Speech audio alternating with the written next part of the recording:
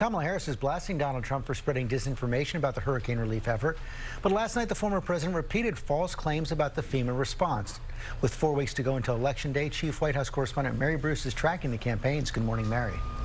Good morning, George. Well, federal officials say that these baseless claims are causing problems, hurting communities in need and hampering the recovery effort. But overnight, Donald Trump was spreading them again.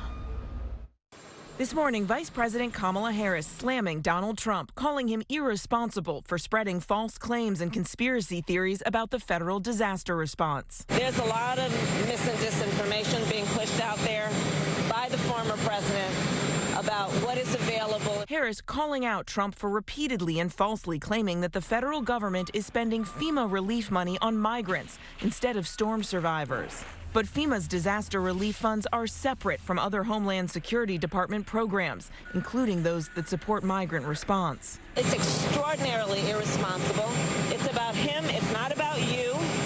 And the reality is that FEMA has so many resources that are available to folks who desperately need them now, and resources that are about helping people get back on their feet and rebuild and have places to go.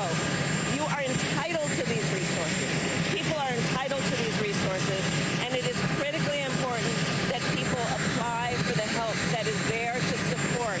Trump has repeatedly brought politics into disaster relief. Overnight on Fox News, the former president again attacking the Biden-Harris administration and wrongly claiming hurricane victims can only access $750 each. FEMA says that's false and that these conspiracy theories could keep aid from getting to the people who need it most. The biggest effect, I would say, is people that have been impacted are afraid to apply for our assistance.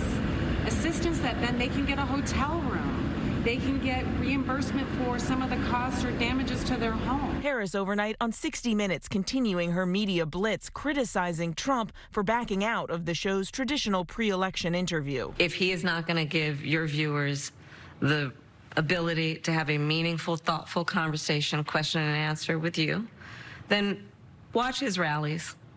You're going to hear conversations that are about himself and all of his personal grievances. And what you will not hear is anything about you, the listener.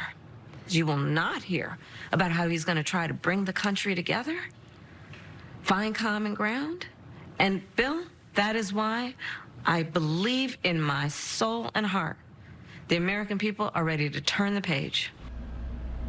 Now, President Biden is being continually updated on the storm and response effort. Later this morning, he will deliver remarks here at the White House on the recovery effort to Hurricane Helene and preparations for Hurricane Milton. George. Okay, Mary, thanks. Let's bring in our political director, Washington Bureau Chief Rick Klein, with a look at where things stand in the race right now. Good morning, Rick. Yeah, good morning, George. This race just does not seem to budge no matter what happens. It's been a week since the vice presidential debate, almost certainly the last debate of the election cycle, and we still see a narrow lead for Kamala Harris against Donald Trump in the 538 polling average. There were two new polls out this morning, one from the New York Times, one from Reuters, identical, 49-46 national leads. And in the battleground states, it's a similar portrait. Harris with a narrow edge right now in the big upper Midwestern states, and Donald Trump leading in several southern and one big western state. That includes a lead right now in North Carolina, where last week's storm damage was so severe. And while Election Day is technically 4 weeks away from today, voters in more than half of the states have already cast their ballots. Almost 2 million early votes recorded already so far. That's actually down pretty sharply from 4 years ago, about 500,000 less votes than we saw at the same point in the election cycle 4 years ago. But of course, that was during COVID, when record numbers of people were voting remotely. This strikes me, though, there's a larger share of Republicans that are likely to be voting this time around. We don't know who they're voting for, but that's a jump in about 10 points in likely Republican votes across the 6 states that we have a significant amount of data. It might be a sign of enthusiasm. It could also be that Republicans are coming around a little bit on the idea of early voting, George. You mentioned North Carolina. The storm could have a big impact on the ability to vote there. Yeah, that's exactly right. And if you look at the part of the state that was most impacted, it's western North Carolina. These are the election results from 4 years ago. This is the region we're talking about right here. It's mostly deep red territory, other than Asheville, a little blue dot there. Of all the states that Donald Trump won in 2020, his margin in North Carolina was the tightest, less than 1.5 percentage points. He needed that mountain region to win. Now, officials in 13 counties impacted impacted by the storm are being allowed to make changes to accommodate displaced voters. People can start voting early in person just a week from tomorrow in North Carolina. Officials now say they'll be able to start on time in all of the state's 100 counties. George. Rick Klein, thanks very much. And this morning, Vice President Kamala Harris will be on The View in her first live interview since becoming the Democratic presidential nominee. That's at 11 Eastern right here on ABC.